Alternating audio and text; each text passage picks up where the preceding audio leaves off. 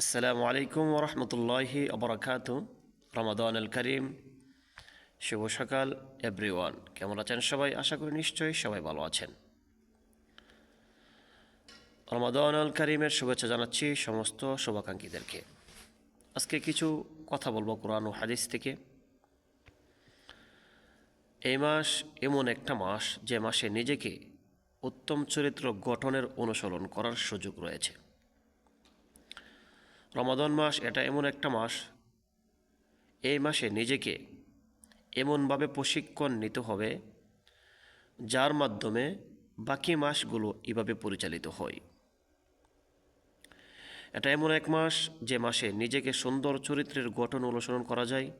এটা এমন এক মাস নিজেকে নামাজি হিসাবে গণ্য করা যায়। এটা এমন এক মাস নিজেকে এবাদত বন্দেগীতে রাখা যায়। এই মাসে আল্লাহ রসুল সাল্লাল্লাহু আলাইহি সাল্লাম দুজানের বাদশাহ ইরশাদ করেছেন,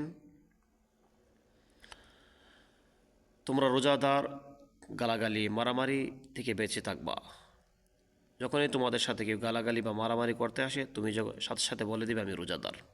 আল্লাহ রাসূল হাদিসে বলেছেন, রোজাদার ব্যক্তির সাথে কেউ গালাগালি বা মারামারি করতে যদি আসে, রোজাদার ব্যক্তি যেন সে কথা বলে যে আমি রোজাদার।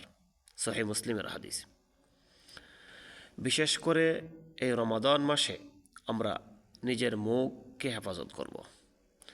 সারাদিন রোজা রাখার পরে কখনো মিথ্যা, গালাগালি, মন্দ কাজ থেকে আমরা বিরত থাকব।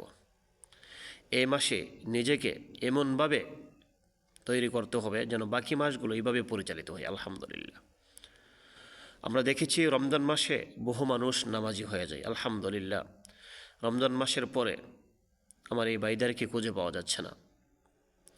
আমরা এমনভাবে নিজেকে গঠন করব যেন বাকি মাসগুলো এভাবে পরিচালিত হয়। রমজান মাস যেভাবে পরিচালিত করছেন, ঠিক তেমনি বাকি মাসগুলো আমরা এভাবে পরিচালিত যেন করতে পারি, সে তৌফিক রব্বে কারিমের কাছে আমরা চাইব। অধিকাংশ জায়গাতেই দেখেছি রমজান মাসে আমরা সবাই নামাজ পড়ি আলহামদুলিল্লাহ। রমজানের পরে মসজিদ একেবারে খালি থাকে, মসজিদের হক আদায় হচ্ছে না। বিশেষ করে রমজানের পরে যেন আমরা এমনভাবে চলতে পারি, রমজানের হক যথাযথভাবে পালন করব। রমজানের তাসির, রমজানের গুণ যেন রমজানের পরও আমাদের কাছে থাকে। সবাইকে উদারত আহ্বান করব, রমাদান আল করিমের